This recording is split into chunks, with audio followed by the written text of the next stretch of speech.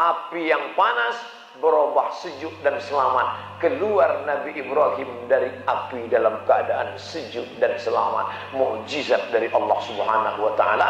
Arang-arang dicampakkan ke dalam kolam, dan sampai hari ini di Turki katanya ada ikan di satu kolam yang besar. Ikan itu katanya arang-arang zaman Nabi Ibrahim dulu. Gara-gara punya nenek moyang yang salah. Kadang kita kasihan juga nih nggak cicak. Di Malaysia ada sinetron namanya Cicak Men untuk menandingi Spiderman. Setelah itu mereka pulang, mereka tengok hancur berhala kita. Ya, ini pasti Ibrahim. Tangkap Ibrahim, ahriquhu, bakar dia hidup-hidup. Dinyalakan mereka lah api unggun besar. Lalu kemudian mereka akan membakar Nabi Ibrahim alaihissalam. Sebelum itu tanya dulu, pakai otak. Sebelum pakai otot, ditanya Nabi Ibrahim, anta fa'alta hadza bi alihatina ya Ibrahim? Anta, apakah engkau fa'alta hadza, kau yang melakukan ini bi alihatina, terhadap tuhan-tuhan kami, ya Ibrahim, engkaukah yang melakukan ini?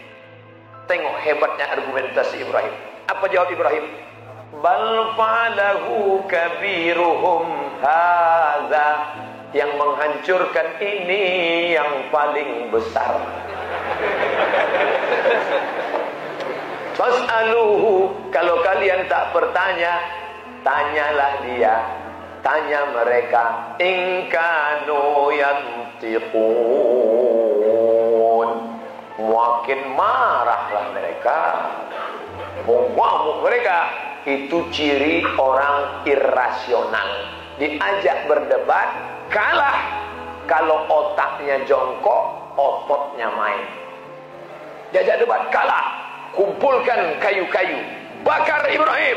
Maka dikumpulkan semua kayu, hidupkan, tangkap Ibrahim, ikat, bakar dia. Dibakar mereka Nabi Ibrahim. Di situ mukjizat datang. Apa kata Allah Subhanahu wa taala? Ya naru, hai api, kuni bardan. Bardan, sejuk. Ada kawan saya dulu namanya Bardan, bawaannya sejuk aja. Bardan, hai api, jadilah engkau bardan, sejuk. Wasalaman, selamat ala Ibrahim. Api yang panas berubah sejuk dan selamat. Keluar Nabi Ibrahim dari api dalam keadaan sejuk dan selamat. Mukjizat dari Allah Subhanahu wa taala. Arang-arang dicampakkan ke dalam kolam, dan sampai hari ini di Turki katanya ada ikan di satu kolam yang besar. Ikan itu katanya arang-arang zaman Nabi Ibrahim dulu. Ustaz tahu dari mana? Tonton Jejak Rasul. Malaysia punya. Malaysia ini hebat. Mereka telusuri itu semua, kapal Nabi Nuh, kapal segala macam, sumur Nabi. Dibuat mereka video. Hebat.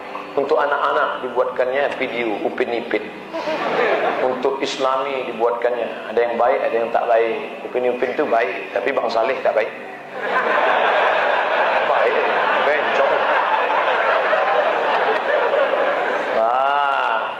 Maka Nabi Ibrahim selamat.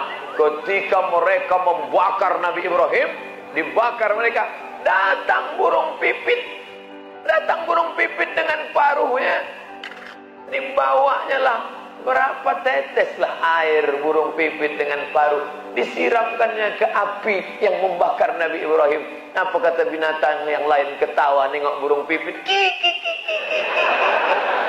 Apalah burung pipit nih? Mana bisa air macam itu memadamkan api Ibrahim? Apa kata burung pipit? Aku tahu api ini tak padam kena ini, tapi nanti aku bisa menjawab di hadapan Allah ketika ditanya, saat orang soleh dibakar, apa yang kau lakukan? Aku ikut meneteskan agak setetes. Sekarang ketika ulama dikriminalisasi, ketika Ustaz Somad diejek di internet, siapa yang membela? Jangan cuma diam aja. Kasihlah posting agak 2-3 kali posting. Nah, bukan saya maksudnya. Yang penting kita berbuat.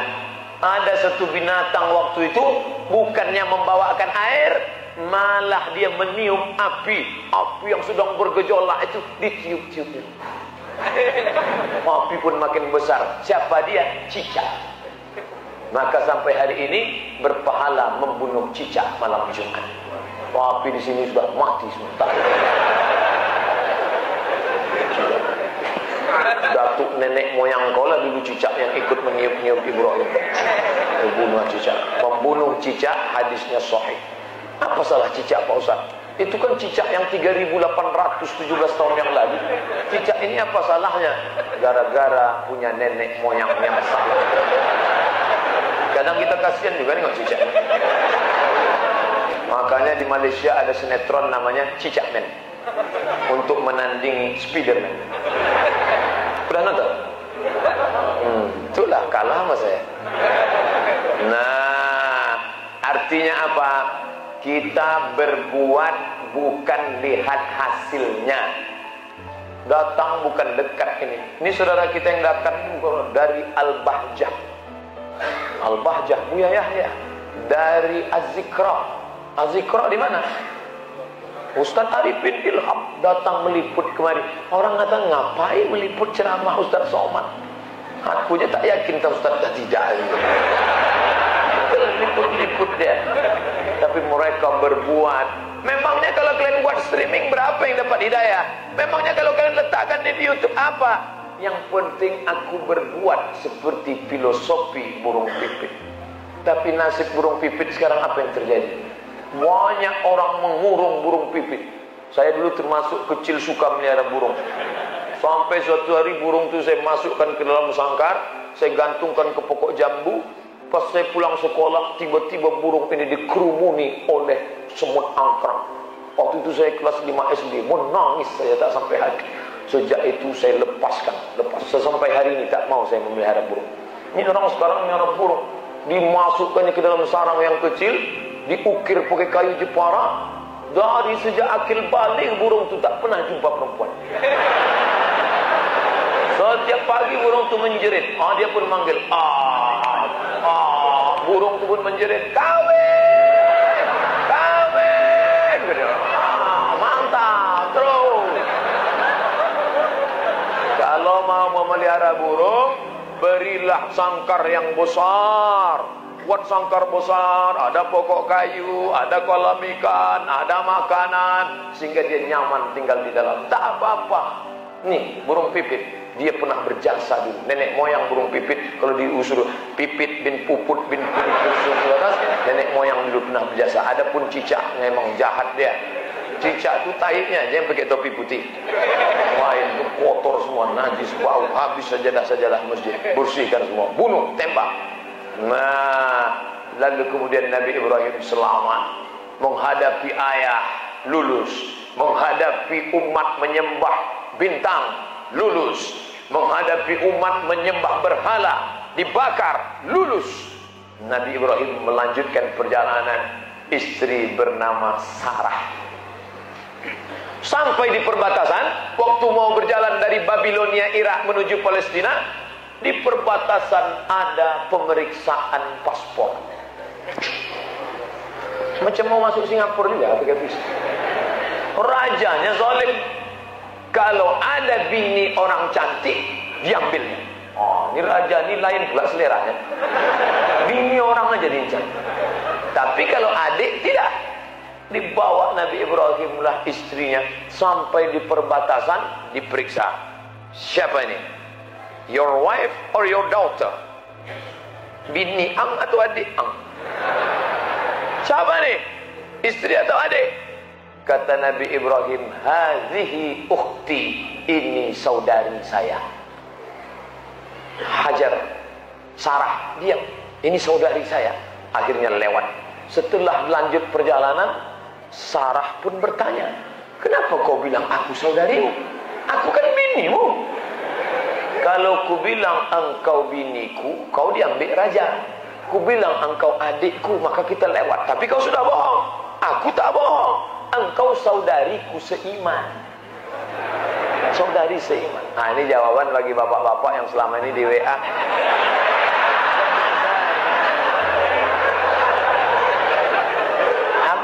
abang udah nikah. Itu siapa? Adik saya. Kita jelas-jelas bini adik gitu. Oh ngamuk lah bini. Oh bang, kita sudah punya anak, abang bilang juga aku sebagai adikmu. Adik apa? Engkau adalah saudariku seiman. Tak boleh bohong. Nabi Ibrahim alaihissalam terdesak menyelamatkan diri, tapi dia tetap tidak bohong. Dia katakan, ukhti fil iman. Kita saudari seiman. Saya, bapak, ibu, Sunda, Jawa, Batak, Minangkabau, kita semuanya saudara. Innamal mu'minuna ikhwah. Orang beriman itu bersaudara. Maka saya panggil yang bapak-bapak ya akhi, yang perempuan ya ukhti, dinyanyikan oleh Opik. Ya akhi, ya ukhti. Opik sedang kena serangan sekarang. Kasihan. Oke, kita lanjutkan. Jangan sampai singgah di situ, lanjut. Nah, lalu kemudian Nabi Ibrahim melanjutkan perjalanan. Sampailah ke bumi Palestina, bumi tempat hijrahnya para nabi. Kalau masuk waktu Isya, tolong saya dikasih tahu. Cara ngasih taunya bisa pakai kertas, Ustaz dah masuk, atau dari jauh gini kan. Gitu, jangan pandang-pandang. Ini kadang jamaah nih pandang. Itu kita jujur-jujur aja. Ustaz, lalu kemudian Nabi Ibrahim pun hijrah di Palestina. Semua nabi-nabi sebagian besar hijrah ke Palestina. Nabi Musa alaihissalam hijrah ke Palestina dari Mesir, melewati Laut Merah, hijrah ke Palestina. Nabi Isa alaihissalam, Nabi Isa tak hijrah di Palestina, lahirnya di Palestina, Bethlehem. Nabi Musa alaihissalam hijrah. Nabi Ibrahim alaihissalam hijrah dari Babilonia, Irak ke Palestina. Nabi Muhammad sallallahu alaihi wasallam hijrah ke Palestina, ditulis dalam Al-Quran. Subhanalladzi asra bi'abdihi layla minal masjidil haram ilal masjidil aqsa alladzi barakna haulah linuriyahu min ayatina. Bapak Ibu yang dimuliakan Allah, kita mengenang Ibrahim alaihissalam, mengenang Palestina yang sedang dijajah oleh Israel. Ingat, saya setiap khutbah Jumat tak pernah saya lupakan doa. Allahumma ansuril Islam wal muslimina fi Palestin. Allahumma ansur ikhwanana al mujahidina fi Palestin. Jamaah tak ada mengaminkan. Allah berapi-api mengingat Palestina. Dia berair-air di bawah. Mana mau juangkan Palestina? Ibu yang dimuliakan Allah, maka apa yang sanggup? Saya sampai hari ini laptop itu gambar screen Masjidil Aqsa. Supaya apa? Setiap dibuka ingat Aqsa. Banyak kawan-kawan dibuatnya Masjidil Haram. Bukan tak hormat Masjidil Haram. Masjidil Haram megah, mewah, kurang mewah, hebat. Masjid Nabawi, semua orang datang berkunjung. Masjidil Aqsa ditinggalkan. Maka kita kenal itu. Adik-adik, pulang dari sini kalian cari Masjidil Aqsa, enter, print, cetak, buat di kamar. Masjidil Aqsa, I'm coming. Aku akan datang membebaskanmu Masjidil Aqsa. Kata Masjidil Aqsa entah iya entah tidak. Pak Ustaz, apa pendapat Ustaz kalau kami pergi ke Masjidil Aqsa untuk membebaskan? Jangan. Apakah kedatanganmu meringankan beban atau menambah beban mereka di sana? Saya khawatirnya ramai-ramai anak muda dari Batam ke Masjidil Aqsa tiba-tiba masuk koran. Apa yang tertulis? 3 orang Batam terbengkalai di Masjidil Aqsa karena sudah 3 hari tak dapat lontong sayur. Tak ada gunanya. Man jahaza ghazian faqad ghaza. Siapa yang menyiapkan alat-alat perang, maka dia sudah dapat pahala jihad. Kirimkan ke nomor rekening saudara perjuangan Palestina. Bisa buatkan selimut, bisa belikan baju musim dingin, menolong kawan-kawan saudara di Palestina. Nanti kalau ada solidaritas Palestina datang penggalangan dana, Masya Allah, datanglah. Saya melihat solidaritas Palestina yang mengadakan acara Naqabatul Atibba, persatuan dokter-dokter. Dengan mata kepala saya sendiri menengok, datang dokter membawa karung beras, ibu-ibu melepas ibu-ibu melepas gelangnya, cincin, penuh emas mau dibawa ke Palestina. Begitu orang Mesir nyumbang. Tempat kita, coba kan? Begitu dibawakan ini suatu karung beras, dibukanya, tak jadilah Pak Ustaz. Cincin di mana? Besar ini aja dah. Masuk. Begitu mau dijual ke toko Cina, imitasi lah. Tak laku. Oleh sebab itu luar biasa sedekah mereka. Ini Masjidil Aqsa. Di bawah Masjidil Aqsa ini kata mereka ada Temple of King Solomon. Kita menyebutnya Sulaiman, mereka menyebutnya Solomon. Ada pula penulis kita mengatakan Raja Sulaiman ini kerajaannya hebat sampai ke Nusantara, sampai ke Yogyakarta. Itulah namanya Sleman. Sampai Arab Lungonang di Lungonang Sleman, Yogyakarta. Wah, betul tidaknya Allah alam bisawab. Yang jelas mereka mengatakan di bawah Masjidil Aqsa ada Temple of King Solomon. Mereka akan menguasai dunia. Begitu kata mereka. Kita akan lanjutkan setelah sholat Isya, insyaallah.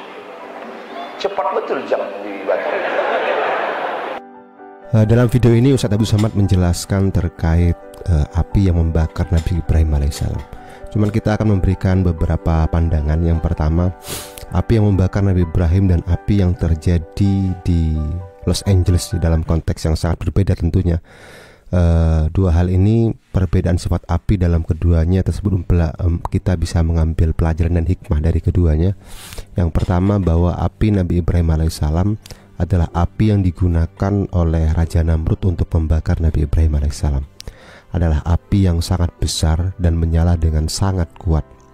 Konon dalam satu penjelasan itu, kayunya itu dikumpulkan selama 40 hari 40 malam.